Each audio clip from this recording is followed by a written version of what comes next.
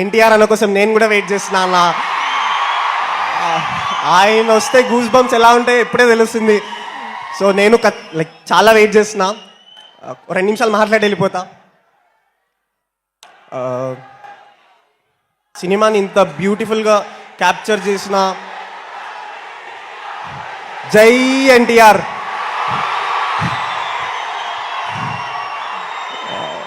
Stage పైన ఇలా అనేందుకు chance ఇచ్చినందుకు మీకు థ్యాంక్స్. సినిమాని ఇంత బ్యూటిఫుల్గా క్యాప్చర్ చేసిన మా శ్యామ్ దత్ సార్కి thank you sir.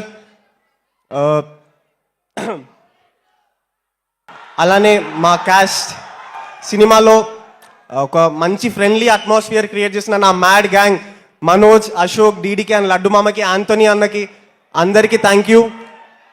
I'm very grateful to share the screen with Sunil sir, Sudhakar sir, Muralidhar sir, Raghubabu sir and Satyam Rajesh అన్న. అందరికీ థ్యాంక్ యూ. మీ అందరితో మళ్ళీ మళ్ళీ వర్క్ చేయాలని కోరుకుంటున్నా. ఇప్పుడు మా డీసెంట్ ఫ్యామిలీ గురించి మాట్లాడాలంటే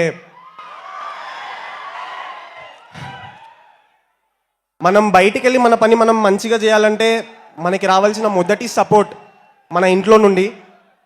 ప్రతి ఒక్కరూ మీ వాడు సినిమాల్లో ఎందుకు అవసరమా అన్న ప్రతిసారి నాకు మంచి సపోర్ట్ ఇచ్చిన మా అమ్మ నాన్నకి థ్యాంక్ యూ.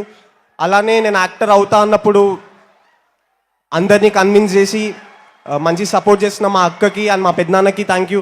అలానే చిన్నప్పుడు WWE ఆడి నాతోటి ఇప్పుడు ఇంటి బాధ్యత తీసుకొని నాకు సపోర్ట్ చేసిన మా అన్నయ్యకి థ్యాంక్ యూ.